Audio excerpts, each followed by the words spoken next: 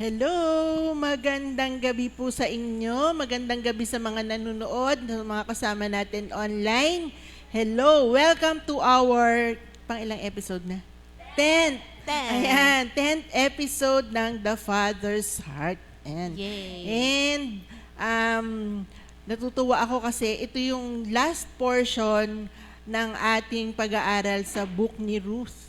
Ayan. And, nakakatuwa talaga na I am really thankful, very blessed indeed, na ito yung book na ibinigay sa akin ni Lord to share to you. Nung mga simula kailan ba? Pang-apat na linggo ba ngayon? I think pang-apat na linggo ngayon yung book ni Ruth. And naa-amaze talaga ako na ito yung binigay ni Lord na book kasi sobra siyang parang, kumbaga after knowing your identity, knowing naman yung stand mo bilang bride ni Lord. Ayan, di ba? So, amazing. I hope na na-bless kayo ng mga nakaraang linggo. I hope na marami kayong natutunan. Ayan, and I hope excited kayo for today's episode. And this is the, kumbaga, the final, the concluding part of the book of Ruth. Ayan. So, bago tayo mag-start, let's pray first. Father, marami pong salamat sa gabing ito. We are thankful for the privilege. I am thankful indeed for the privilege that I have to share your word. Lord, thank you so much for your grace upon me. And Lord, thank you for speaking always. I pray, Father, that as I share your word, Lord, let everything come from your heart. That your heart, Father, may truly be revealed in this scripture, Lord God, in the book of Ruth that we are studying. And Father, thank you so much that it is your desire for us not only to know your heart, it is your desire for us, Lord God, to live what we learn from you. So, Lord, we also thank you because alam namin that just because this is your desire for us, you are also going to give us the grace, Father, to live what we learn from you. As we surrender our life to you, Father, as we surrender everything to you, we ask, Holy Spirit, Lord, have your way in us. Continue to teach us by your word. Give us revelation, Lord God, and help us to understand truly your word. And give us the grace that as we live our life for the glory of Jesus, we may bear fruit, Lord God, for your glory and honor. Marami pong salamat sa gabing ito. Thank you so much for what we're going to receive today. We are excited, Holy Spirit. Lord, we want your presence to be with us. Lead us in all this, and let the name of Jesus be lifted up and be glorified now and forevermore. This we pray, Father, in the sweet and mighty, mighty name of Jesus Christ, our Lord, our Savior. Amen. Amen. Amen and amen. Ayan, ready na daw sila for today's episode, sabi ni Jerisa. Okay, so just a short recap. So ano na ba yung mga pinag-usapan natin? We're not going to read the scriptures anymore, but I'm just going to share to you, dadalhin ko na para for continuity. So, we ended last week with Boaz, diba, the kinsman redeemer, meeting the people. Yung first kin. Yung first kin na, kumbaga, kung sino yung next in line na kumbaga, na redeemer, na pwedeng mag-redeem kila, pangalan nito, Naomi and Ruth. Naomi and Ruth. So, nung mga nakaraang episode, nakita natin na how God is so faithful na si Ruth, dinala siya sa place kung saan mamimit niya kaagad si Boaz. She was given favor. Lahat nung nangyari was very easy for her after they left Moab. And si Naomi mismo was used by God. 'Di ba, na hindi lamang para dalhin si Ruth sa Bethlehem, kundi Naomi rather taught Ruth kung paano niya i-approach si Boaz. And dun sa pinag-aralan natin last week, di ba, nagpunta siya sa threshold, tapos dun siya, nililis niya yung kumbaga yung kumot ni Boaz to signify that she wants the covering of Boaz over her. So lahat yon ay kumbaga instruction ni Naomi para kay Ruth. And she obeyed. She followed. So doon sa mga sinabi ni Naomi kay Ruth, Naomi stands as the Holy Spirit that time. Kasi siya yung nag-draw kay Ruth, sa Savior niya, kay Boaz, who is the kinsman redeemer. And so, si Ruth naman, again, she represents the bride of Christ. She represents the church. As Boaz represents Jesus as the Savior. Okay. So, amazing, no, na sino nga ba magsasabi na itong book ni Ruth ay yun ang story? You know what? I was just telling them earlier na I have read this book ilang times na, but I never really saw it this way until God started to speak kung ano ba talaga yung nandito sa book ni Ruth. And na-amaze ako kasi marami din akong aral na na-pick up before, but it was in a different direction. Today, talagang nakita ko itong pinag-aralan natin ng mga past weeks, I really saw what God wanted, what the heart of the Father was for us as the bride, as the church as the bride of Jesus, and how are we to be before God. Okay?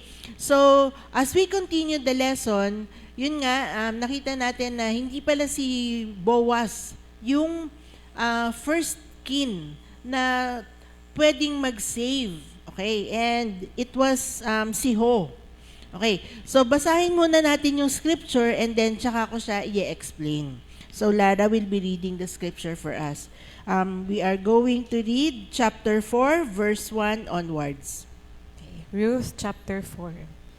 Then went Boaz up to the gate and sat him down there. And behold, the kinsman of whom Boaz spake came by, unto whom he said, Ho, such a one, turn aside, sit down here. And he turned aside and sat down. And he took 10 men of the elders of the city and said, Sit ye down here. And they sat down.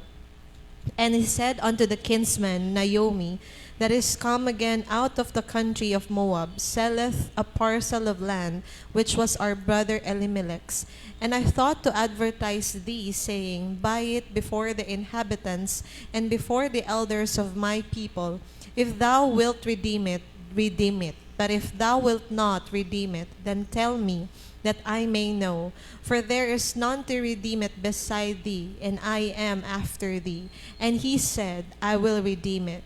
Then said Boaz, What day thou buyest the field of the hand of Naomi, thou must buy it also of Ruth the Moabitess, the wife of the dead, to raise up the name of the dead upon his inheritance. And the kinsman said, I cannot redeem it for myself, lest I mar mine own inheritance. Redeem thou my right to thyself, for I cannot redeem it. Hanggang dito muna. Okay, so ano ba yung nangyayari? Tingnan natin kung ano yung nangyayari dito sa story. So, like I said, hindi si Boaz yung first kin. Kumbaga yung pinakamalapit. Okay? Second lang siya. Dun sa second in line to the one who can redeem. Now, sino ba ang nire-represent ni Ho dito? Okay, ang nire-represent niya dito is actually the law. Ayan. So, kasi yung law seemed as though can save, di ba? I don't know if, of course, most of you who are watching right now also heard our preaching last Sunday about Abraham. Okay, and dun sa preaching na yon, sinabi ko nga last week na, ano nga ba yung sinasabi ko? Okay, bakit ako napunta kay Abraham? Wait lang ha. Yeah, si Ho represents the law. Si Ho, he is representing the law. And kung mapapansin nyo, dun sa, ayun, yung pala, sorry, nawala yung line of thought ko. Si Abraham, when he was named Abraham, he also had this, kumbaga binigyan siya ng, anong tawag dito? Requirement dun sa covenant. And the requirement was to, what? Circumcise. Okay. And so, bakit physical circumcision yung kinailangan na gawin ng mga Israelita, okay? From the time that God gave that requirement to Abraham, because they were entering the era, or kumbaga sabihin na natin yung time ng law. Okay? Yung, ano nga yung tawag doon? Oh my gosh. Sorry ha, medyo, basta yung time ng law, era ng law, dispensation, ayan, yung dispensation ng time ng law. Okay, kumbaga dispensation is yung portion of time. Okay, so when they were entering that dispensation of the law, yung laws ni Moses, yung requirement was physical circumcision. Okay, so kumbaga lahat pertaining to the law was physical. Now, dito kay Ho, na nire-represent niya yung law, ang sinabi niya dito is that I cannot save or I cannot redeem it because I myself am married. Now, not only is Ho representing the law, nung time ng law, okay, it was not given to everyone. Okay, that's the reason why the circumcision was only required from the Jew. Okay? Why? Because the law was actually made for the Jew. Nakuha natin? And so, because it was a requirement for them, and it was for them, outside, kumbaga outside Israel, outside the Jewish people, it wasn't required of the Gentiles. Kasi nga, it was, kumbaga, it was a sign of the covenant of God, physical covenant that He made with God and Abraham, and ang requirement is physical circumcision para malaman na, ito yung mga tao inside that covenant. Okay. However, di ba nga merong spiritual circumcision na pinag-usapan ng Sunday, which is for the spiritual sons and daughters of Abraham, the seed of Abraham. Yon. So, kine-cross over ko lang kasi nakaka-amaze yung story. It's so aligned. Now, Siho, representing the law, could not save Naomi. Okay. Kung papansin ninyo, sinabi niya dito, okay, sa verse 4, sabi niya dito, sabi ni Boaz, "And I thought to advertise thee, saying, Buy it before the inhabitants and before the elders of my people." Okay? And sabi niya dito, if thou wilt redeem it, but if thou wilt not redeem it, then tell me, that I may know, for there is none to redeem it. So, walang iba. Walang ibang pwedeng mag-redeem, kundi silang dalawa. Okay. Talk about salvation. There's no one who can save us. Ang unang iniisip is that the law can save, di ba? But the law cannot save, only Jesus can save. So, ito yung nire-represent nilang dalawa. And then sabi dito, for there is none to redeem it beside thee, I am after thee. And he said, so anong sagot ni Ho? Pansinin natin maigi, ang sagot niya, I will redeem it. Okay? So, gusto ba niya i-redeem? Yes. Okay? Kung i-redeem lang yung land para hindi mawala dun sa kanila, yung inheritance, willing si Ho. Okay. What made him change his mind? Okay? Kailangan natin makita what made him change his mind. Then Boaz said, What day thou buyest, okay, the field of the hand of Naomi, thou must buy it also, Ruth, the Moabitess. So when Ho heard that he is going to also redeem a Moabite woman in the name of Ruth, umayaw siya. Bakit? Okay? Ang sinasabi niya kasi married na siya. But the thing is, kasi, kumbaga, sabi ko nga sa inyo, ang nire-represent ni Ho dito is the law. And ang amazing dito is that the story is happening as it is because the law cannot cover the Gentile. Yeah. Because the law, okay, the law was given to the Jew. Okay? So, the law being for the Jews to represent the covenant, hindi pwedeng i-include sa pag-redeem ni Ho si Ruth.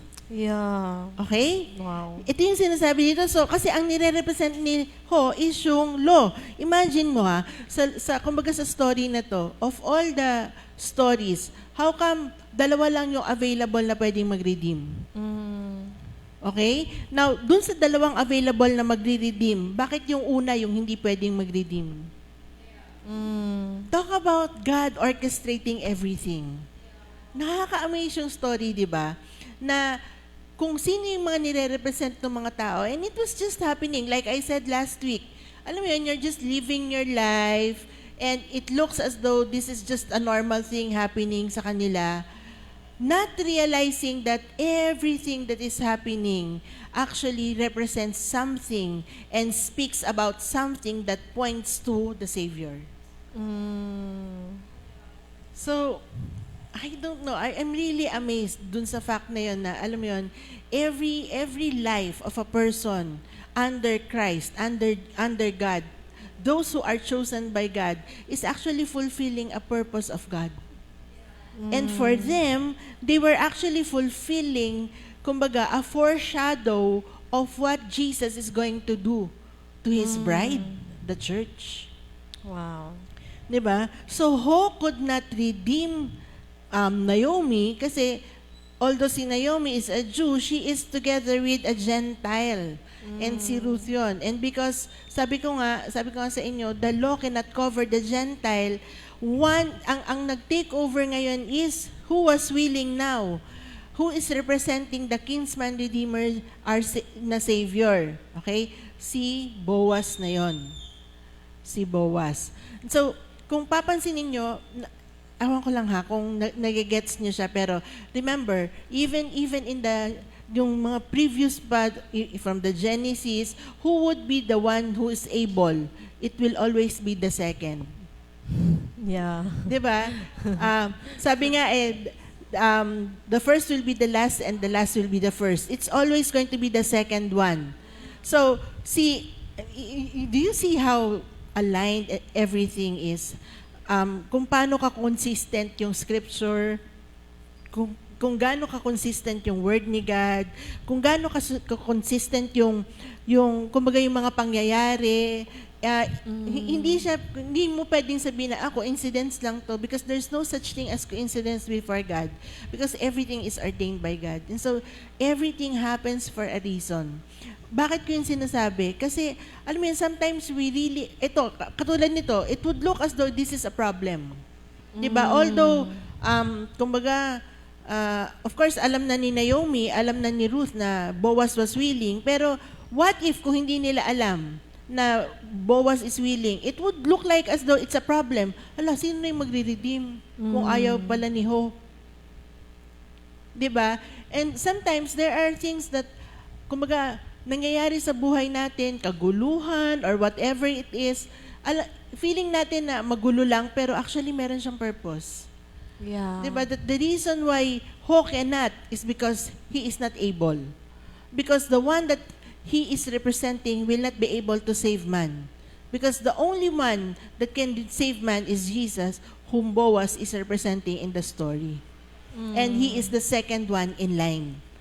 Diba? So amazing, so amazing. And so, yun yung nangyari. So, si Boaz ang nag-redeem kay Naomi. And, of course, it was included na si Ruth nga ay kasama dun sa package. Kumbaga, isang package sila. Si Naomi and si Ruth is one package that has to be redeemed. Okay. Now, ayan. So, anyway, so ano ngayon yung nangyari dito sa story? Sabi is that when Boaz married Ruth and they came together, si Ruth became pregnant. Ayan. So Ruth bore a seed for ang tanong, did Ruth bear a seed for Boaz? Actually, ang sabi dito, it was a seed for Naomi. Wow. It was a seed for Naomi. Ang isa pa sa mga nakakatuwa kasi na pangyayari dito is that if you remember, di ba, si Naomi and her entire family, kumbaga, they disobeyed God, they actually ran against the will of God, they went to Moab and all of this, and yet, alam niyo yung love ni Lord never changes. Now, yes, of course, they face the consequences. Namatay yung asawa niya, yung mga anak niya. Pero sabi nga ng mga babae dito, Ruth daw si Ruth who gave Naomi a son was better off than 10 sons. Diba? Yun yung sinasabi ng mga babae dito, nakausap ni Ruth. Babasahin natin yan. Sige, basahin muna natin. Let's continue on. Verse 7 PC. Hindi. Mag-skip muna tayo kasi kailangan kong balikan yung sa 10. Okay, verse 10. Mm-hmm. Moreover, Ruth the Moabitess, the wife of Mahlon, have I purchased to be my wife, to raise up the name of the dead upon his inheritance, that the name of the dead be not cut off from among his brethren, and from the gate of his place. Ye are witnesses this day. And all the people that were in the gate and the elders said, We are witnesses. The Lord make the woman that is come into thine house like Rachel and like Leah, which two did build the house of Israel, and do thou worthily in Ephratah, and be famous in Bethlehem.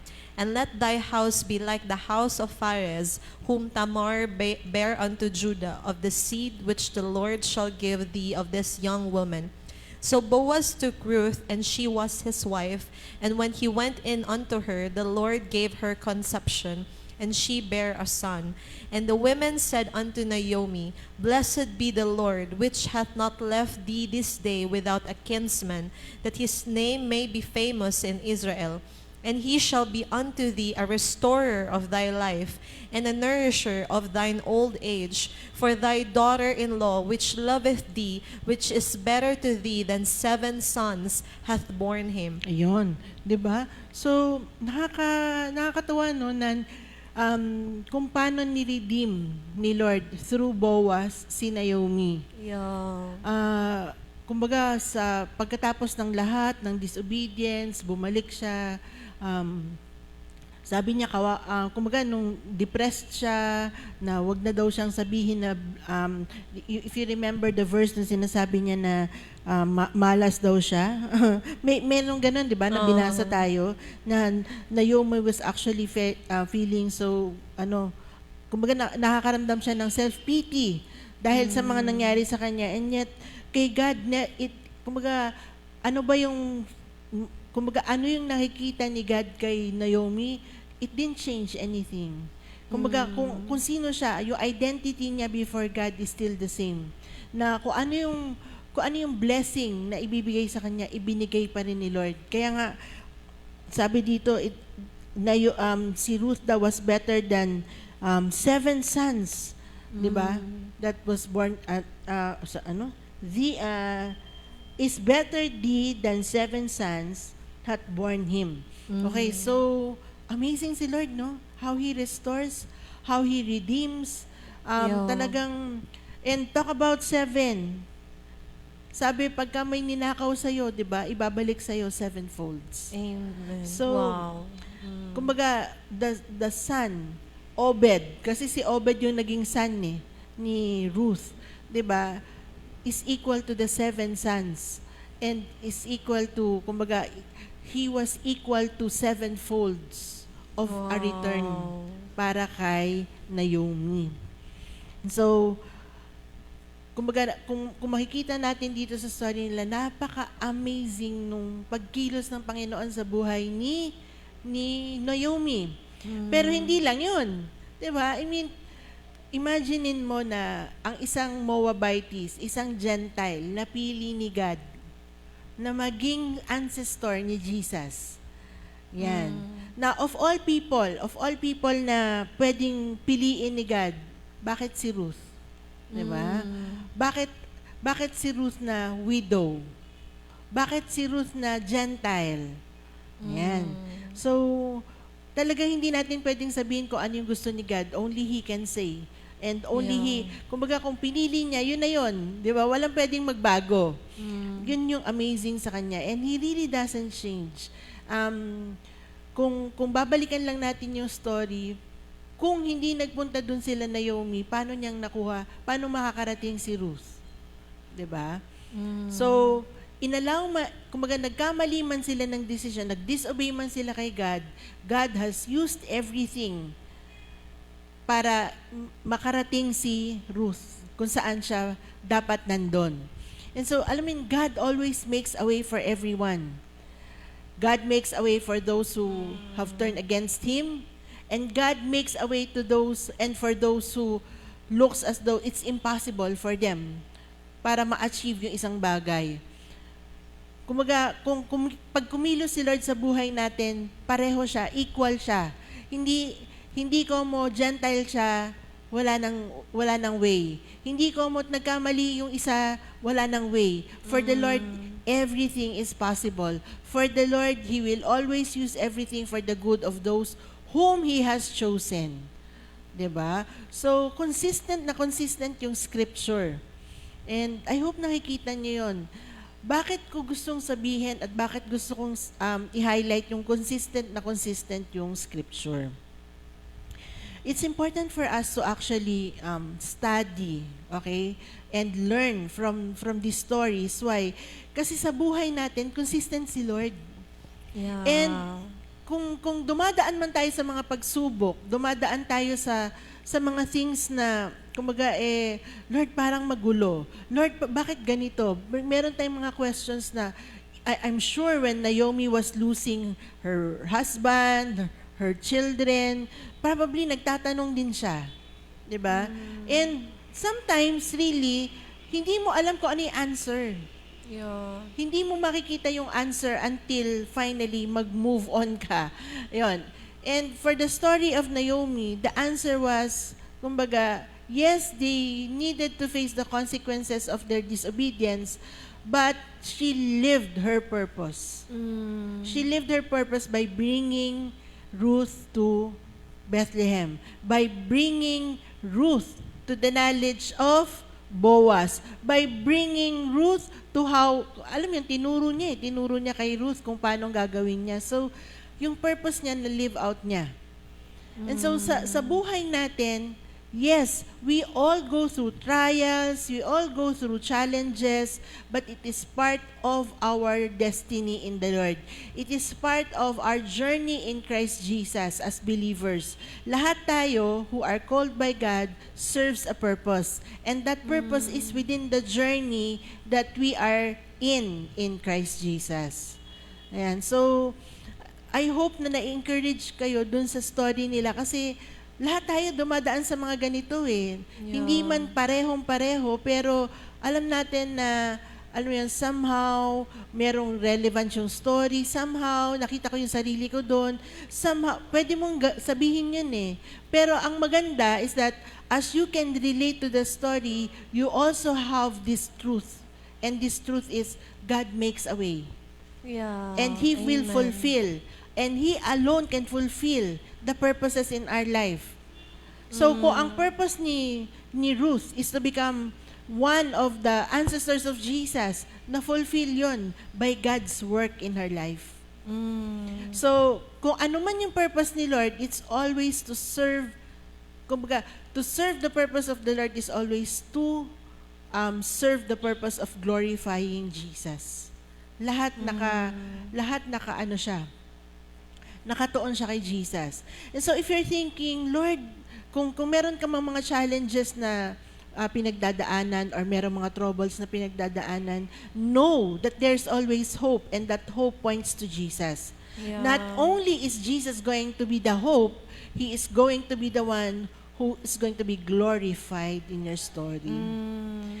Amen. So, yun yung kumbaga, ito yung pinaka-lesson na makikita natin dito na si Lord, siya lang ang pwedeng kumilos para dun sa purpose na yon, and yung purpose na yon is always to glorify Jesus. Okay? So, gusto ko lang balikan. Actually, short lang yung i-share ko today kasi nga, kumbaga patapos na ito, yung story na to, patapos na. Kaya lang, hindi ko itinuloy last week kasi, although short lang siya, kulang naman yung oras natin last week. And I really want to explain this way.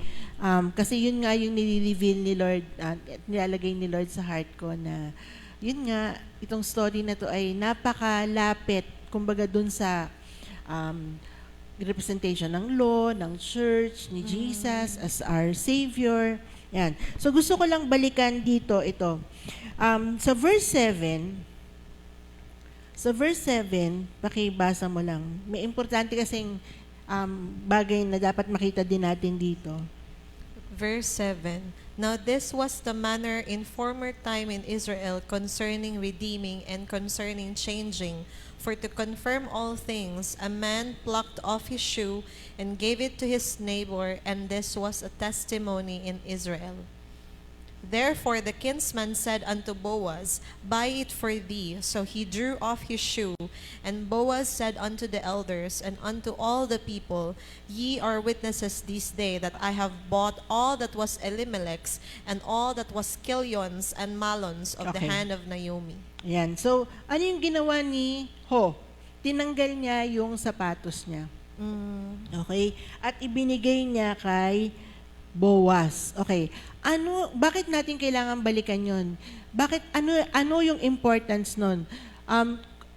Alam nyo, isa sa mga bagay na dapat nating malaman is that when the Lord actually moves, there are always details that needs to be done. Okay. Pero yung mga details na yon, hindi yon dahil gusto lang gawin. Yeah. Hindi siya dahil, kumbaga, isinulat lang dahil yun yung ginawa nila. Kundi it represents something. Okay? So, ano yung sinabi dito? Tinanggal niya yung sapatos na because it is actually saying that yung shoes kasi is actually, kumbaga, nire-represent niya yung pag tinapakan niya, ito yung authority niya. So, taking off his shoes is saying to Boaz, I am taking off my authority to do this, so only you can step into that Wow. redemption plan. Kumbaga, importante nating makita na hindi lang siya nagtanggal ng sapatos, he was actually transferring. Why? Because ina-acknowledge ni Ho na hindi niya kayang gawin. Okay? So, the one who can step into is the one who has the shoe. And the one who has the shoe is the one who has the right. The one who has the authority to do. Wow. And so, kung titingnan nyo, parang ganun lang yung nangyari, di ba? Pero actually, the law is actually moving. Kumbaga, Jesus fulfilled the law. Wow. Because only He can do the salvation of man. Wow. So, dun sa mga details ng life natin, minsan may mga pinapagawa si Lord na akala mo wala lang, alam mo yun, na kailangan lang to kasi pinag-usapan or inutos ni Lord or nakasanayan, pero hindi, merong mga bagay sa atin na ina-allow ni Lord na gawin natin kasi part siya. Meron siyang meaning. So, hindi mo pwedeng iwanan yung mga simpleng bagay or hindi mo pwedeng iwasan yung isang simpleng process because that process points to something that is really important. Yon. So, yun yung gusto ko makuha natin dito na when we walk with the Father, everything that He tells us to do is important. You cannot leave it and say, okay lang yun, pwede na yun kasi okay naman na eh. Hindi eh. When God says, at pag magbigay siya sa'yo na instruction, like, kung matatandaan nyo, nung Sunday, di ba nga, ang naging point of lesson natin is that, don't take this as just another sermon. Na if merong pinagagawa sa'yo si Lord, you have to do it. The thing is, when you are doing something and God is saying something, you have to do it on the dot. That you have to follow every detail of it. Why? Because it is actually in that detail that makes it perfect. Kumbaga, dun sa detail na yun, dun mo nakikita yung kung saan dun pala siya mag-work. Yun. Na ito pala importanteng detail ito. So, when we are when we are receiving instruction from the Lord, it has to be in that detail. Kumbaga, we have to obey God on every detail. Hindi natin pwedeng sabihin na, Lord, okay na, or Lord, ganito na lang, or Lord, ganito na lang, hindi. Pag may sinabi si Lord, kailangan nating sundin kasi lahat yon may importansya. Lahat yon may purpose. Ayan. So, at the end of this story, okay, like I said, madali na lang ito, at the end of this story, Ruth gave birth to Obed, okay, who became the father of Jesse, who became later the father of David. Now, ang isang gusto ko lang sabihin sa inyo is that hindi siya nangyari ng, kumbaga, straightforward. Okay? When I studied this, it doesn't mean daw that just because ang binanggit na pangalan dito ay, if you will read verse 22. Verse 22. And Obed begat Jesse, and Jesse begat David. Yan. So, kung mapapansin nyo dito, ito yung kumbaga hindi, ganito na lang. Basahin natin yung verse 21 to 22. Yan. And Salmon begat Boaz, and Boaz begat Obed, and Obed begat Jesse, and Jesse begat David. Okay. So, ito yung mga names na minention. Now, is it really saying that ito yung tatlong generation na nag-pass? Actually, ang sabi, okay, is that no daw. Okay, it doesn't necessarily follow that after Obed, si Jesse na, and after Jesse is David already. Okay? Kumbaga, minention lang, pinaikli lang siya, pero it doesn't, yun yung dun sa pinag-aralan ko yun yung nakalagay na, it doesn't follow daw that just because there were only 3 names, it means yun mismo yung nangyari. Kasi if we will remember, ilang generations din yung nagpapas. Tsaka dun sa story, hindi siya maa-align dun sa scripture kasi makikita natin na bago si David, ganyan, meron pang mga nangyari, may mga ganito pang nangyari. Kumbaga, kung titingnan mo yung timeline ni David, in between, makikita natin na there is a possibility that there is another son that came. Yon. So that they would actually mention only the people that are critical in the story. Ayan. So, parang ganito. If you remember Matthew, basahin mo yung Matthew 1, verse 1. Para makita nyo kung ano yung gusto kong sabihin or yung sinasabi natin dito. Matthew 1 verse 1. The book of the generation of Jesus Christ, the son of David, the son of Abraham. 'Di ba? Tatlo yung taong minention dito. Ulitin natin. Dalawa. Pero David tsaka si Abraham. 'di ba? Si David at saka si Abraham. Matthew chose to write only 2 people papunta kay Jesus. Pero hindi naman ganun yung nangyari. Nakuha natin, alam natin na marami pang tao ang ipinanganak. Kumbaga, dun sa line na yan. Pero minention lang yung importanteng people. So, Matthew only mentioned 2 people that are very important, which actually, remember, sabi ko nga, is actually pointing to the period or the era of grace, and dispensation of grace. So, ganun din dito sa story na to, na when it was mentioned that Obed begat Jesse and Jesse begat David, kumbaga, alam natin that there were sons before David. 'Di ba? Merong 7 anak pa si Jesse. So, how could it be that, Obed and Jesse and David?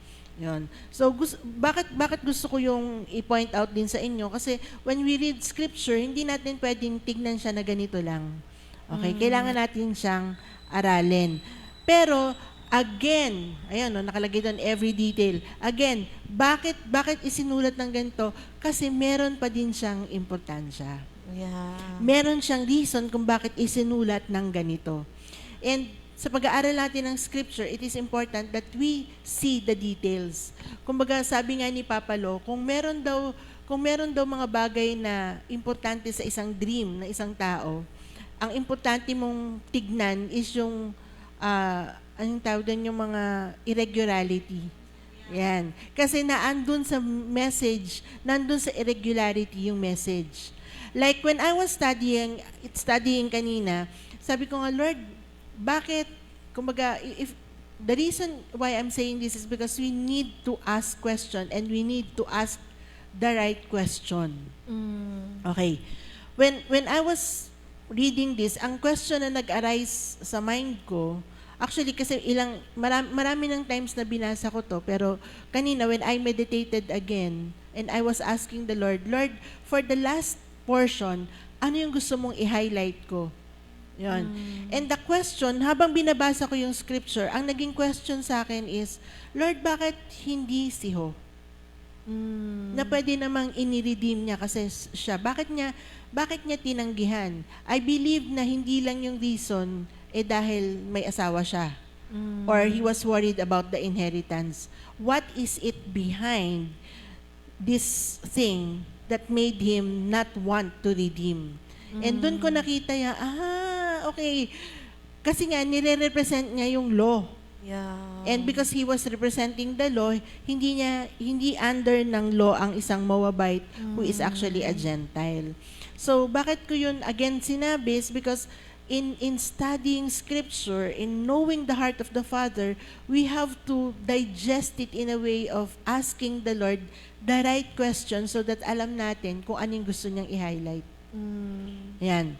And kung ang tatanungin natin, and I'm actually ending already, patapos na ako, bakit ko yung sinasabi? Kasi ang highlight talaga ng huling chapter na ito is this: only Jesus can save.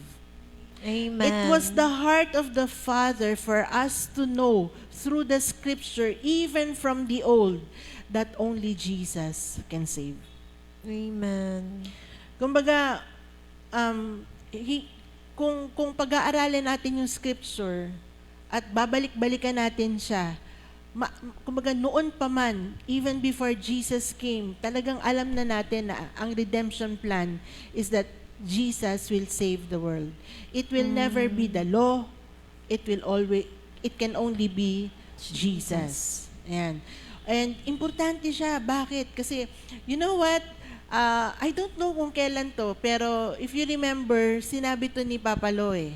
I think it was nung Sunday service that he was actually saying, or sa isang revealed, he was actually mentioning na until now, there are so many people who are under the law.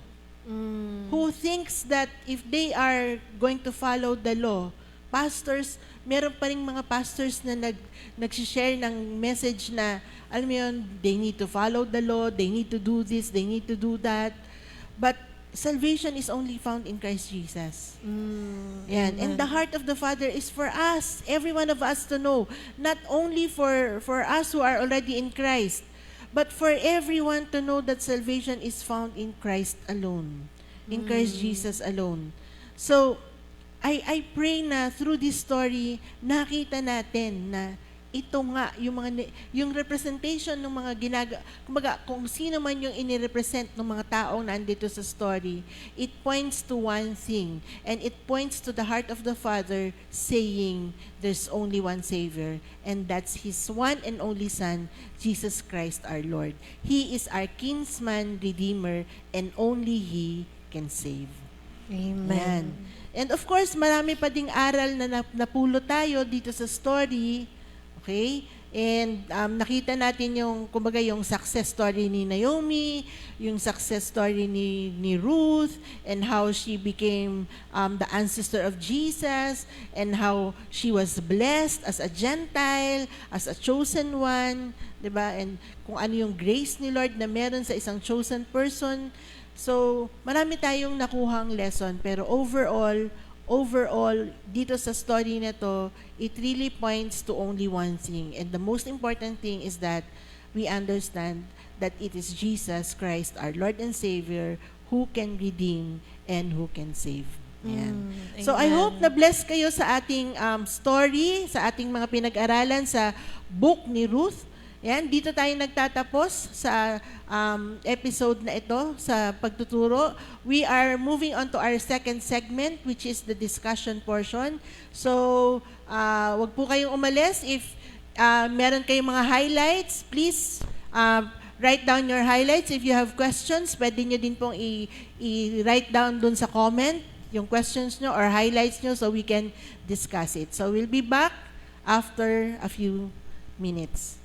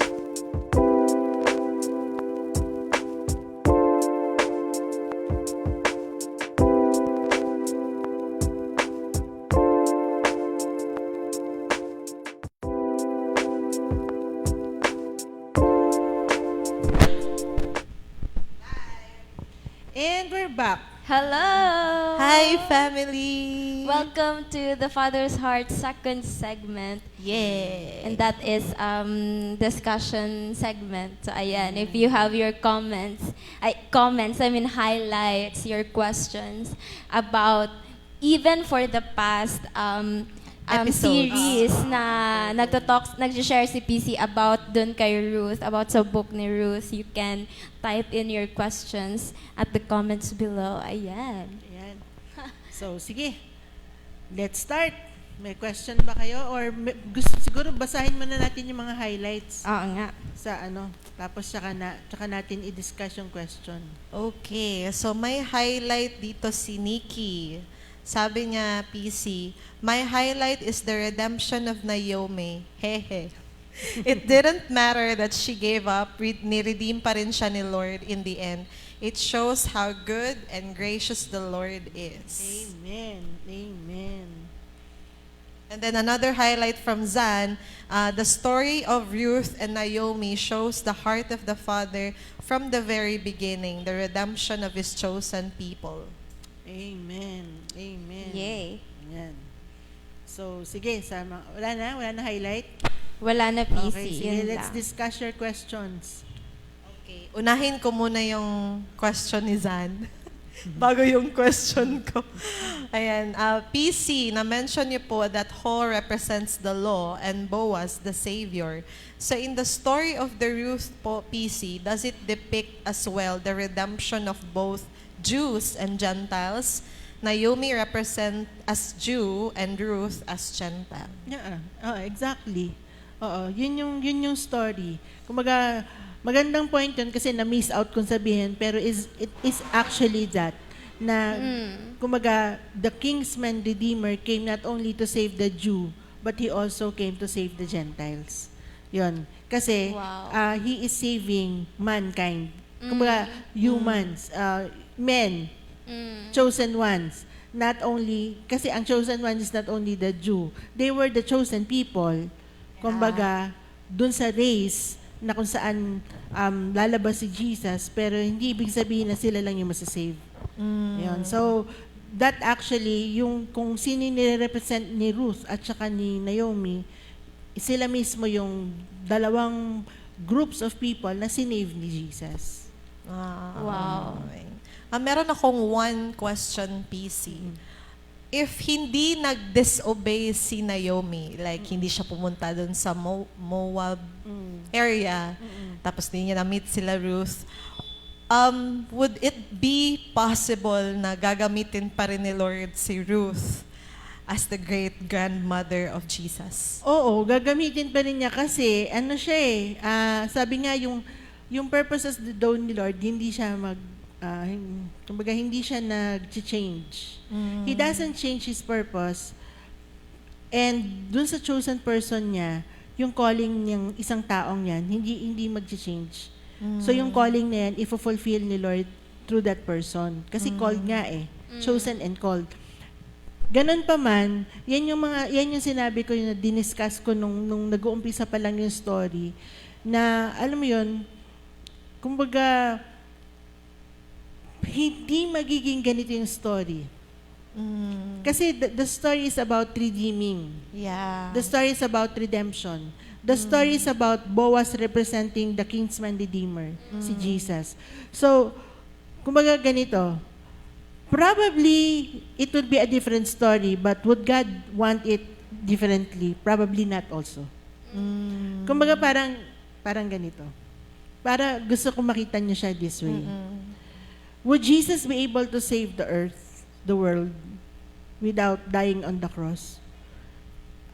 Pwede, di ba? Yeah. Pwede sabihin niya, okay na, save na kayo. Hindi but He needed to die on the cross because yun yung law. The spiritual law says that blood needs to be poured out. So, He needs to fulfill that law. He needs to fulfill everything so that Judas has to betray Him. So, the story is that True. Judas has to be there. Judas, kumbaga, he was chosen for that role and his purpose is to betray so that Jesus will go to the cross. So, would God have it another way? I don't think so. So, in the case of the story of Ruth and Naomi and would God have it any other way? Probably not also. Di ba? Alam na ni God eh. Kasi ito yung maganda kay Lord. Alam niya na yung beginning to end. So He knows who are the people na magdi-disobey and Yeah, true. alam mo yan, ida-direct ka dun sa, okay, sige, magdi-disobey ka. Dito ka sa point na to magdi-disobey. Parang gano'n. Kaya nga, yung sinabi ni Yung ordained yung Bell, mistake? Hindi, yung sinabi ni Bell nung minsan na, sinabi niya yan during a Friday, after hours. Sabi niya that even, hindi, nung nag-ano kayo, recap kami, PC. First recap. even the, mistakes are ordained by God. Actually, kasi when we talk about ordained, it means that God is decreeing. I mean, would God decree your mistake? Of course not. Diba? But, kumbaga, dun sa mistake niya, He's going to use it to allow the purposes of God to be fulfilled. So, it would look as though Parang ordained. siya. Hindi Pero ordained. actually, it was the choice. Kumbaga, choice kasi niya.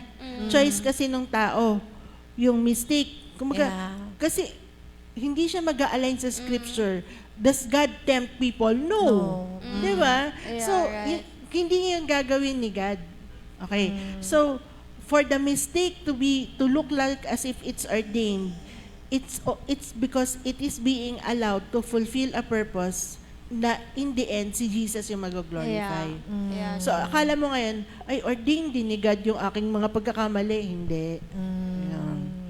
Pero, ganun pa man, uulitin ko, gagamitin ni Lord ang lahat. Kaya nga sinabi sa scripture na even yung mga pagkakamali, He uses it for our good. Yeah, true. Wow. Yeah, true. Wow. Amen. And ang amazing lang din PC kasi 'di ba yung dun sa story ni Naomi, yung redemption ni Naomi came through her daughter-in-law na yung and it made me realize na yun nga parang align siya dun sa highlight niya ni Ate Nikki na alam mo yun, kahit nasaan ka, kung ano yung nakikita sa'yo ni Lord from the very beginning, at kahit ano man yung circumstance mo, He will still see you that way. Sa kung sino ka niya brought up, sa kung sino ka sa mata ni Lord, like it's the same. And it is an encouragement even to the people na mga nakikinig right now, na alam mo yun, kung nasan man kayo right now, na wag niyong i-discourage yung sarili niyo na wag kayong mag-pity party. No to pity party. Na kung alam mo yun, kung nasan man kayo right now, the Lord, the Father sees you kung sino ka man sa mata niya, even from the very beginning. So, PC, a little encouragement to those people na, alam mo yun, not encouragement, yes, it's encouragement in a form, pero, alam mo yun, advice to these people, PC, na merong pinagdadaanan, or alam mo yun, andun sila sa point of their life where living in obedience sila, or ngayon lang nila na-realize na hala, nag-disobey pala ako dun sa sinabi ni Lord. So, PC, a little advice to them, how would they get back on track? Actually, wala kasing ito maganda Ayan, sinabi na ni San, there's no waste in God, even the mistakes He will use. Kumbaga, yung encouragement na maganda is the fact that hindi kasi naka-highlight kay God yung mistakes natin, but He will use it. Now, as an encouragement to someone who probably made a mistake, the thing is, si God, hindi siya nag-change ng plan. Sabi ni Papa Lo, God changes His plans, but never changes His purpose. Yeah. Okay. So, because He won't change His purpose, i-align ka pa din niya. Especially kung called ka. Okay? Especially kung called ka. Tinawag ka ni Lord for a specific purpose. He will redirect your way so that you'll be able to fulfill His plan. His purpose. Although His plan changed. Okay. Let me give you a picture. I believe I'm called. Okay? Obviously. Yeah. Diba? Ngayon ko lang na-realize na, cold pala ako. Yun. Tinatanong ko nga kay Eliza, kay Eliza nung last week, sabi ko sa kanya, nasa bahay kami, Eliza, man of God ba ako? Tapos sabi niya, Woman naman, of God." PC, no, man of God ka. Hindi ba kasi, the thing is, ito yung gusto kong sabihin dito. Would you imagine God sending a pastor to our home in Lipa, Batangas, who's actually from Manila, Taft Avenue, visiting me to Lipa, Batangas, only to tell me that it is not the will of the Father for us to go to Singapore. And my answer is, hindi po, I'm sure will yun ni Lord. Diba? Wow. Nako, may ibig sabihin. And then, we went to Singapore. After a while, only to realize na, Lord, okay, suko, I need to go back. This time, I want to live, kung ano yung, live out your will. Ano yung gusto mo para sa akin? So, alam mo yun, God will redirect you through circumstances so that para makabalik ka dun sa path where you will be able to fulfill Your purpose. your purpose. Yeah. So, kumbaga, yes, along the way were a lot of mistakes, but He used the mistakes for our good and for His glory. Pero, kumbaga, dadating ka ba dun sa point na haharap ka sa consequence? Ay, nako, big time. And masakit ba yung consequences? Ay, nako, ang sagot ko ulit is big time. Yeah, that's okay? true. Gaya lang ni Naomi, That's so true. namatay yung asawa niya, namatay yung dalawang anak niya, it was really a hard consequence. For us, ang consequence talagang sabihin ko na every single centavo, hindi kasi centavo siya every single cent na na-earn namin sa SG, as in talagang, wiped out. But God restores. So, Yeah. mahirap kasi talagang haharapin mo yung consequence. And possibly na kung hindi ka naka-align kay Lord at hindi mo tinitingnan si Lord at ang tinitignan mo yung problem, madidepress ka. Yeah. Yeah. Okay? Pero pag pumasok ka doon sa situation na yon, wherein the reason why you're and you understand that, yes, I went into this thing because I am facing a consequence. It makes you, kumbaga, and Lord, even if I lose everything, I realize, kumbaga, may realization ka na, what matters to me is that you are with me. Yeah. Yan. That's So, I wanna be with you. Pag nandun ka sa situation na ganon, safe ka. Safe ka. Kasi, instead of depression, you see God is the answer. You see God is the solution of your problem. Kaya nga sabi ko dun sa mga testimonies na binigay ko before, I never really saw, yes, I was seeing the problem. Of course, it's there. Hindi ko nga alam kung saan nakukuha na ng pang-tuition ng mga anak ko di ba? Of course, the problem is there, but I wasn't looking at the problem. I was looking into, Lord, we are in this situation, but I don't believe that you just allow this for this thing, na mahirapan kami. We are going through testing right now, but I understand you are my Savior. So, imbis na ma-focus ako dun sa, wala na kami, wala na lahat, naging mali ba yung decision ko? Lord, hindi. Lalong naging matatag yung, when you're focused on the Lord, lalong tumatatag na, okay Lord, at the end of this tunnel is the light, and you are with me in the tunnel, and the light is there. So along the way in this process, I know I'm victorious. Yeah, amen. So lahat ng nangyayari, yung mga answers dun sa problems ko, sa problems namin ng family, wala, it just parang hindi siya nakikita ng tao. Sabi nga sa akin ng mga tao na sa paligid ko before, hindi nila alam na meron kaming malaking problema because they don't see it. The thing is, I don't see it that way. I feel it, yes, but I would rather see kumbaga yung redemption plan ni Lord para sa amin. Kumbaga nakatuon ako dun sa, Lord, matatapos to. Because you are good and faithful. Amen. Amen. So, encouragement, ang haba ng story, no? Encouragement, kay Lord walang imposible. Kay Lord Walang imposible. kay Lord walang imposible. He will bring you out of that problem. And Amen. kung meron ka mang mistakes, alam mo yun, like I said, God doesn't look at mistakes. God looks at dun sa point na nakabalik ka na sa Kanya. Now, ang importante doon is pag nakabalik ka na sa Kanya, ang tanong is, okay Lord, what do you want me to do? Yeah, right. Hindi yung Lord, ito ko, Lord, ito ko, Lord, ito ko. Alam na ni Lord yun. Yeah. Yeah. I realized na nagdadaan ako doon. I realized na, Lord, ito ako, pero hindi ko na kailangan isalay-isay sa'yo kasi alam mo naman, okay, what do I want? What do you want me to do? What do I need to do? Para umayos tong situation namin. Yun. Yeah. Yun yung importante sa lahat. Wow, ang ganda nun, PC, that nag-change yung plans ni Lord, pero yung purpose niya hindi Hindi nag-change. nag-change. Kasi meron tayo mga decisions in life, mga choices na hindi naka-align sa heart ni Lord. Pero parang si Lord pa yung nag-a-adjust para sa atin. Yeah. Okay, i-adjust ko na naman to para sa anak ko. Okay. Tapos amazing lang kasi ganyan ka-patient si Lord with us. Correct. He's so good. And isa din sa mga highlight ko, PC, sa entire series ng Ruth is that nai-encounter muna talaga natin first si Father and then we encounter Jesus. Na para bang we become more intimate with Jesus when we know who we are in the Father's side.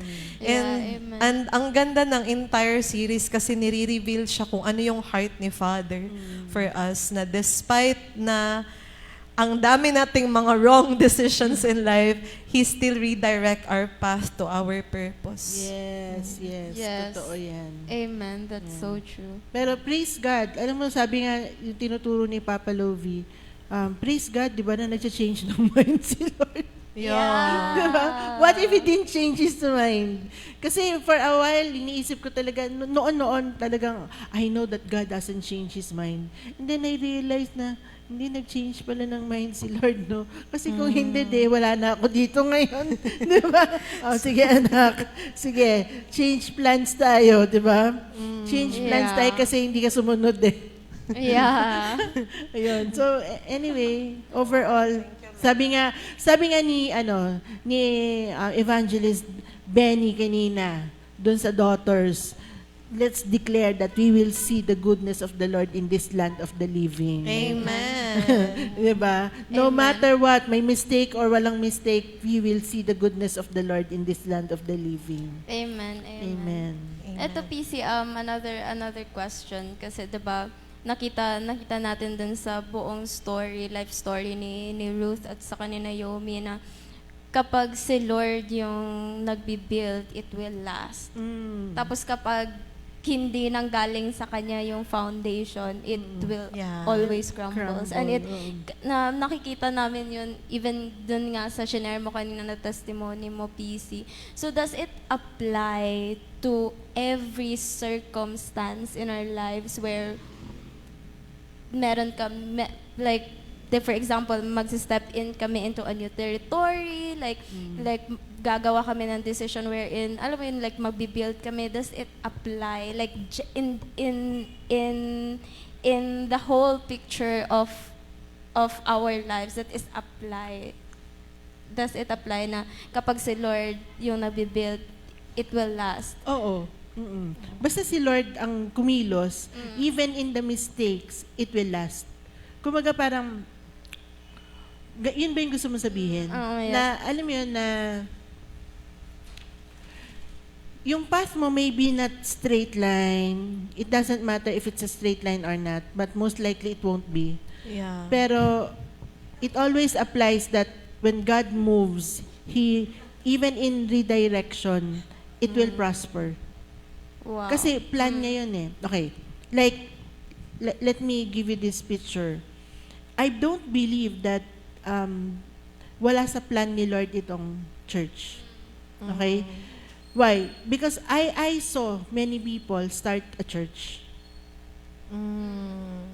marami ako Yeah. nakita. Yeah. In my lifetime, okay, boy pa naman. Ay, dun sa mga marami akong stories na nadinig that they started the church and then ganyan. Pero it didn't work. Why? Because they just wanted it.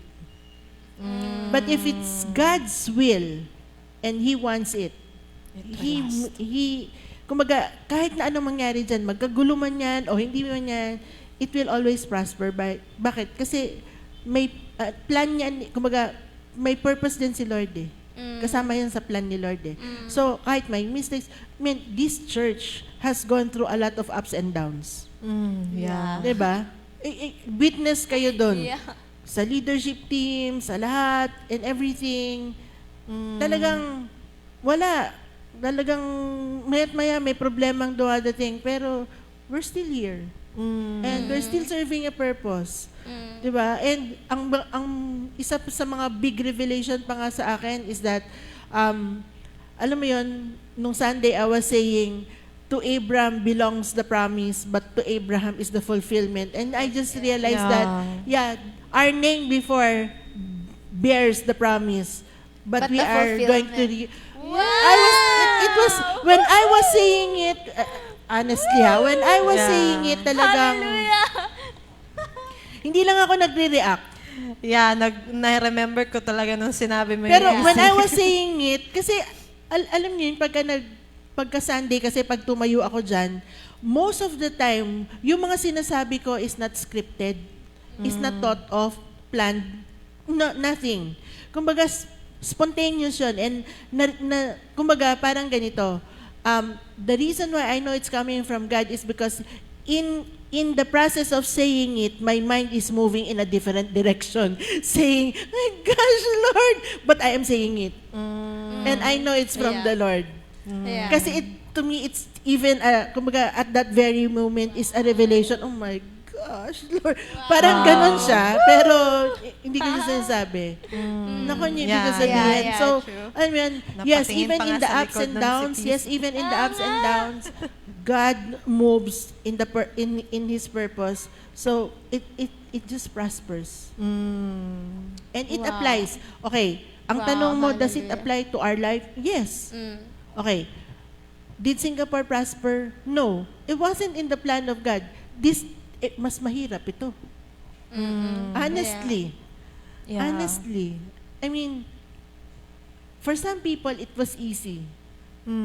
Na pagdating nila ng SG, naging stable yung trabaho nila, and then they applied for citizenship. It wasn't just residency anymore. They applied for citizenship. They bought a house. It looks as though it was easy for them. It wasn't easy for us. Hindi dahil hindi namin kayang gawin. In my mind, sobra siyang complicated. Pero itong ginagawa ko dito, it's not complicated at all. Parang, yes, marami siyang challenges, but nothing, I don't see anything as complicated because I see everything as planned by the Lord. So, Wow, hallelujah. Wow, hallelujah. and so alam ko ngayon na pagplano ni Lord, dun ko ngayon nalalaman na pagplano talaga ni Lord, I don't see any complication in it. I just see a vision. I just see light in it. Yun yung nakikita mo. Imagine, bibili kami ng bahay sa Singapore pero complicated siya sa mind ko. Pero dito, alam mo yun, wala siyang complication at Wow. ayan siya. Ay, merong sinabi si Ian. Ganda, oh. Sabi ni Kuya Ian, self-decisions, detours, or delays, God's purposes in our lives. Amen. Yan. Yan, totoo yan. Kaya, sumunod ka na lang kay Lord kasi sayang eh. Ano yun, Matatagalan sayang, ka. Mga self-willed. sayang yung oras. Yeah. Sayang yung oras. Tinatanong ko sila, sabi nila sa akin, okay naman daw yung nangyari sa kanila, sa Singapore and everything, ganyan. Kasi natuto sila, well, yes! 'Di ba? Pero ito yung pumapasok sa thoughts ko. Although, yun nga, sabi ko nga sa inyo, if Naomi didn't make that mistake, probably it will be a different story. Kaya lang, alam mo yun, God saying, anak, it's not my will. Nakuha mo yung point? Na nagpadala siya ng pastor na, anak, hindi ko yan will. Parang, ha? Di ba? I could have backtracked and said, wag na lang natin ituloy kasi hindi pala will ni Lord. ano kaya, what if hindi kami tumuloy? Mm. What if there was a blessing, another blessing instead of that? Na mas, di ba? Probably. Mm. I cannot go back. Nandun lang ako sa what if. Mm. Pero babalikan ko pa ba? Hindi na. Ang sasabihin ko na lang ngayon is, Lord, thank you. Nandito na ako sa will mo. Yeah. Amen. Yan. So, Wow, pero praise sabi nga, wise is he who learns from the mistakes of Of others. others. Sabi yan sa Proverbs. So, Yeah. so kung nagkamali kami, sinishare ko yung pagkakamali na yon, and nakita niyo yung story, mas maganda na kayo, sumunod na kayo. Di ba? Para Yeah. dire-diretso. Yeah, true. Walang waste of time, yung blessing nandyan. Mm. Kesa dumaan ka pa dun sa pagsubok na mawala lahat. Mahirap. Yeah. Napakahirap. PC, in connection with what you have just shared, yung sa story mo, PC, like, may mga tao kasi, may mga Christians din, like, di ba, like, for example, pastor, na they just started a church, but eventually, want lang nila yon, hindi pala yun will ni Lord. But, what can you say to those people, PC, na they really thought it was the will of the Lord, but eventually, hindi pala yun will ni Lord? Ano yung parang ma-share mo or ma-advise mo ahead, PC, kasi from someone who has experience na yung akala nila will yun ni Lord, pero along the way, hindi pala yun will ni Lord, and then they already started it and they have wasted a lot of time, pero hindi pala yun will ni Lord, yung PC. Actually, ito yung isa sa... In that same story, doon sa pastors na... I don't want to speak about pastors eh. Kasi Or kahit sa anong experience ko example. kasi ito nga siya. Sabi ko nga sa inyo, sa experience ko, it wasn't easy, but it was easy. Because I saw the Lord's hand move. So, I did not push myself into this. Okay? I did not volunteer. It wasn't my plan. In fact, when I was being, kumbaga, ano yung tawag nito? Yung binibigyan na ako ng, when I was being sent, sige, mag-start ka ng church. Para saan? Parang, paano ko yung gagawin? 'Di ba? Na hindi ako na kumbaga ganito, hindi ako na, pastor, ako na lang mag-start. Ako na lang pastor. Hindi siya. Never. Para sa akin, far out siya. I never even thought of being in this position, not even in my wildest imagination. And I was telling the Lord straight to the point, Lord, this isn't my plan. This is yours. So, isa sa mga gauge, kung yun yung question, isa sa mga gauge mo if this is the plan of the Lord, the plan of the Lord for you is, yun nga, hindi mo siya gustong gawin. Wow. Alam mo yun, I realized, even in the testimony of Prophet Lovi himself, doon sa sa power shot, kasi nanonood ako ng power shot eh, and he shared doon sa power shot that when God actually was calling him, he didn't want to. Yeah. But he obeyed the Lord. And doon sa story niya, I could relate. Why? Because kumbaga, yes, na-excite ako na ito yung gagawin ko because I told the Lord, Lord, I have wasted my life in so many things that I did, but I did not do your will. So, na-excite ako dun sa point na I am doing His will, but hindi ako na-excite dun sa point na mag-uumpisa ako ng church. Na, paano ko yung gagawin? Lord, paano? Lord, marami akong question. Pwedeng iba na lang?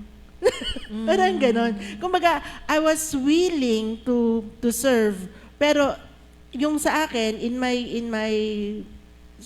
my own decision, kumbaga kung ako lang ang mag-iisip, parang, Lord, part na lang ako ng church planting team. Kahit na anong paggawa nila sa akin, okay lang. Utusan nila ako ng ganito, ganyan. Okay na sa akin yun, Lord. Basta backroom, okay na ako, Lord. Hindi yung tatayo ka dyan, magbe-preach. Mm. Although, sabi ko nga sa inyo, I already knew ahead of time na, Mm. kumbaga, when I was back, kumbaga, nung nagbabacktrack ako, na called ba ako, yes, I realized I had a vision, I was seeing myself preaching, that and that. Pero, in spite of me seeing myself in that vision, para sa akin, wag na lang. Wow. Wag na lang, Lord. Iba na lang. Parang ganon. Until binild up ni Lord yung excitement sa heart ko to do it. Yan. Wow. Wow. So yun yung una kong gauge, is that it isn't my plan. Okay. Pangalawa, ano yung isa sa is that gusto kong sabihin kanina to. Alam mo, malalaman mo na si Lord talaga yung kumikilos kasi wala kang problem. I mean, may problem ka pero wala kang problem. Okay. There is no problem that Hindi ka there will be nagsistrive. no solution. I'm not striving in anything. It will come to my mind na, kumbaga, papasok siya sa mind ko na may problema ako ng ganito, pero right there and then, may solution siya kaagad. Tapos, in that same week, it will happen. So, para sa akin, Lord, kulang kami sa ganito. Okay. Parang ganito, magsasabi ka lang na, Lord, parang ganito yung ganyan. Parang kulang kami sa ganito. Tapos next, kumbaga, hindi nga next week next day may solution siya. Wow. Next day may mangyayaring ganito. Next day may ganito. So, if it is the will of the Lord, it will all work out and it will all be provided for. Totoo yung Amen. sinasabi na if it's God's will, it's God's will. There's nothing Yeah, that you will do for it to happen. God will do things for it to happen. So ikaw, kumbaga parang nandun ka lang, kumikilos ka kung ano yung gusto ni Lord. So yun yung pangalawa. So kung if you're seeing things crumbling and you don't have solutions to things, probably it's not the will of the Lord. Yun siya. Wow. Now, if nabuo mo after all this time, tapos hindi pala will ni Lord, hindi ko alam yung sagot doon, sa totoo lang, kasi hindi yun yung experience ko. Pero, kung babalik ako doon sa Singapore, days namin, ito yung pwede kong i-share. Nung papunta kami doon, hindi pa kami pumupunta. PR na kami. Permanent resident na kami. Meaning, I don't even have to buy a ticket round trip. Pagpunta namin doon, all I need to do is to go to ICA and have our passport stamped. Because we were holding on to the documents that we are already permanent residents of Singapore. Kaya first time na tumapak kami sa Singapore, permanent resident na kami. So, iisipin mo ba na hindi will ni Lord yun? Yeah. Meron na kaming bahay ni Kim. Di ba? Pero, alam mo yun, for thinking of it, inalaw ni Lord kasi I have to meet Kim. Pero, the thing is, will ba ni Lord yun? Hindi. Parang it looked like you are in the will of the Lord It because of looks the as though blessings. I am in the will of the Lord. Pero ito nung nagkaroon ng dysfunction, there was a change of heart. Wow. Okay, so ito yung sagot ko. If there is a change of heart in the middle of the chaos, Wow. then this is what I can say. It's not God's will. Wow. Because in the middle of the chaos, instead of fighting, I realized I needed to go back because I'm not in the will of the Lord. Bumalik lahat sa akin, sa thoughts ko, yung sinabi nung pastor na nagpunta sa bahay na, this is not God's will. So, para sa akin, Wow. I need to go back. There was a change of heart. It was 180 degrees turn. Instantly. Wow. And si Lord din yung magbibigay nung strength, nung boldness to do it, na 180 degrees you can make a decision and say, sabi nga nila Nikki nun sila, Joshua, ayaw namin bumalik. Sige, magkita-kita na tayo sa Pilipinas. Uwi na ako. Diba? Really? So sabi ni Emil din na nag-decide na si Mama, uwi na tayo. Parang ganun yung story. Wow. So, if there's something that I can share about that experience is that if it's not the will of the Lord, He Himself will put in that person's heart 180 degrees change of heart.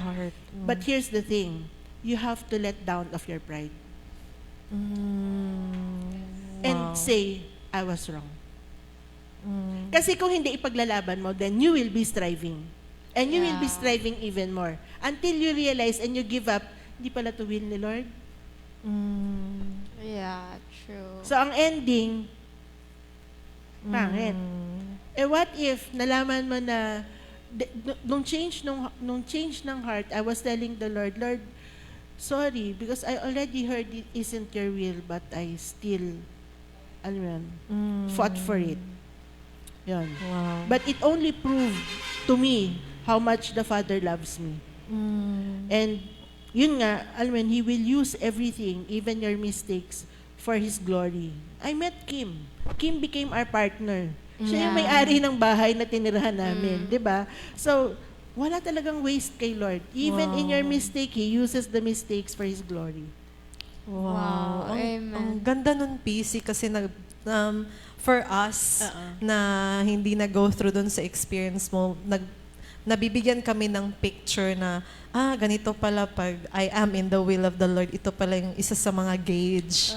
Ito pala yung 2 gauge or 3 gauge na, and ito din yung indication pag akala mo you are in the will, pero hindi pala, that God will change your heart completely during the dysfunction. So, it really helped peace, especially sa mga nanonood na nandun sila sa process of making a decision if it's really a will of the Lord or not. So, ang ganda nung shinare mo, PC. I like what Jane said. Sabi niya dito, pag hindi will ni Lord, there is no rest. Totoo yan. Totoo talagang, pag hindi will ni Lord, hindi ka talaga makaka-rest. Yeah. I mean, during the time na nandun kami, there was no rest. Every day, for 1.5 year, 1.5 year, every day, day in out, as in, papasok ako sa trabaho, and all I was praying was, Lord, if this is your will, Lord, let things happen. But if this is not your will, please let me know. Please, as in, wala ka talagang rest. And hindi siya tumigil hanggang makapag-decide kami na, uwi na kami. Nung nag-decide ako na, uwi na kami, uwi na ako. That's so true. Para siyang, boom. I don't know what's going to happen, but there was just this peace in my heart, knowing that I don't know what's going to happen, and yet I know God is in control. Wow. And yung peace na yun, hindi mo siya, paano ko sasabihin? Yung peace na yun, hindi niya kayang, kumbaga kung yung piece na yun nakabuild dun sa wall, hindi mo kayang tibagin yung wall na yun. Hindi mo talaga kayang tibagin na kahit anong sabihin mo sa akin, talaga hindi siya matitibag. Bahala ka sa buhay mo. Parang ganun siya ka strong. And I believe that when the Lord moves in the heart of a person to make His will happen, He gives that person that strength to hold on to that decision. Para mangyari yun. Although, process pa din. Kasi hindi pa naman kami kaagad nagpunta dito eh. May process pa din.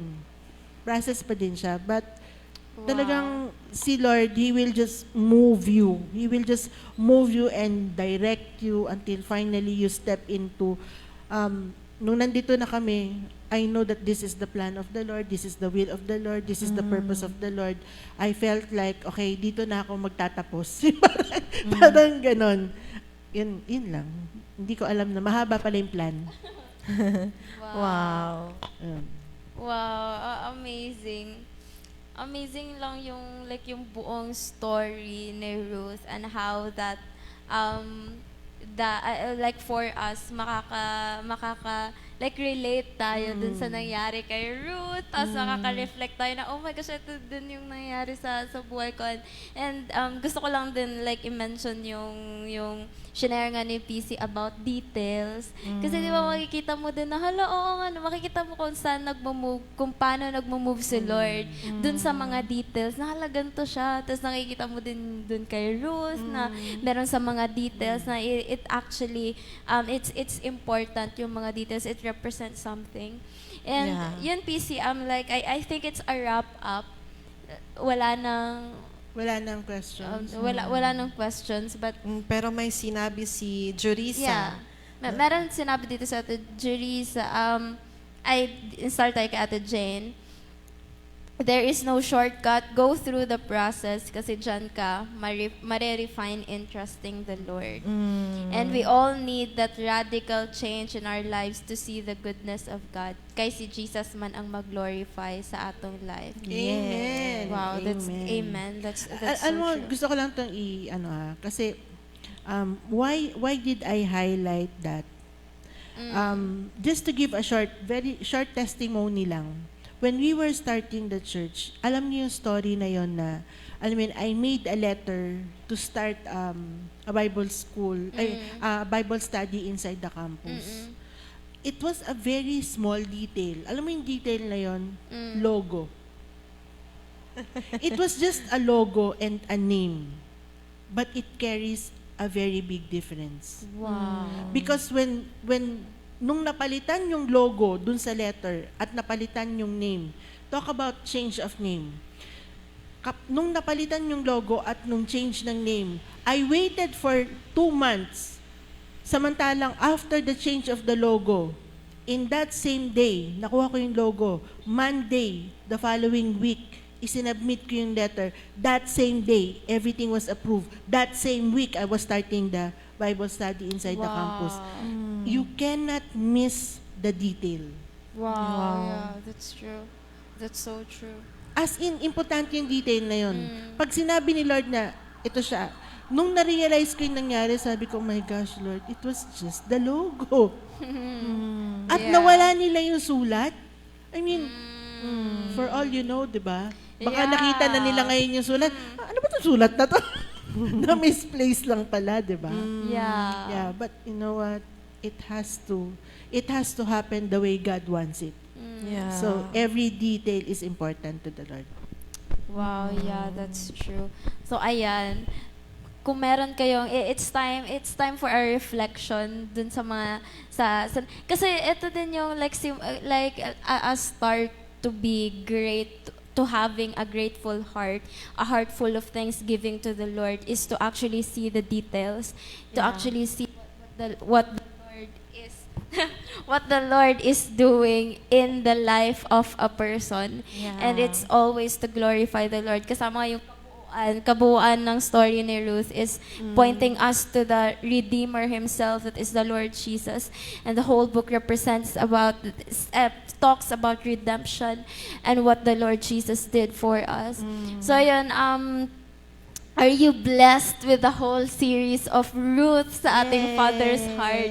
Type 1 and type fire if you are blessed. Yay! Yan. Type fire, type 1 if you are blessed. 1 and billion. fire. Yeah. 1 and fire. Ayan. Wow, hallelujah. Ayan. So, next week will be the recap. Okay? Yes po. So, hindi niyo po ako makikita kasi i-recap nilang dalawa yung buong series. Ayan. So, if you have questions, pwede nyo i-write pa rin yung questions nyo next week. Siguro pag sila na yung nagdi-discuss, mas makakaisip kayo or if yun. So, or meron kayong gustong i-add in dun sa i-recap nila next week. And then, I'm going to pray. Pray with me. Samahan niyo ako Samahan niyo ako mag-pray para, alam mo yun, yung next na pag-aaralan natin. Yay! Another Mas amazing story na exciting. naman. Yan. Exciting stories about the heart of the Father in the Scripture. Wow. Ayan. So, sige, let's bow down our heads and let's pray. Father, maraming salamat, Lord, for choosing this book for us. Nagpapasalamat ako personally that you have led me to share the book of Ruth. Yes, It was an amazing journey for me, Lord, personally. And amazing din yung lahat ng revelation, lahat ng mga tinuro mo sa amin during the past months, Lord God, that we discussed this book. Lord, nakakatuwa talaga na when you reveal something, Lord God, it really points to Jesus. It really glorifies you. And nagpapasalamat kami, Lord God, that you are doing this in our life. It's such a wonderful privilege for me, Lord God, to to just work with you in this, Lord nga, to be used, to be a vessel, Lord God, to be a mouthpiece of your word. I pray, Lord God, na lahat ng natutunan namin, Lord, will bear fruit sa buhay ng bawat isa, Panginoon. And I really pray na more people will be able to hear this message, Lord, especially dun sa mga nangangailangan ng encouragement, nangangailangan ng right direction. Lord, I pray that you will use this platform, itong Father's Heart for people, Lord God, to know Jesus and for people to know your heart through the Scripture.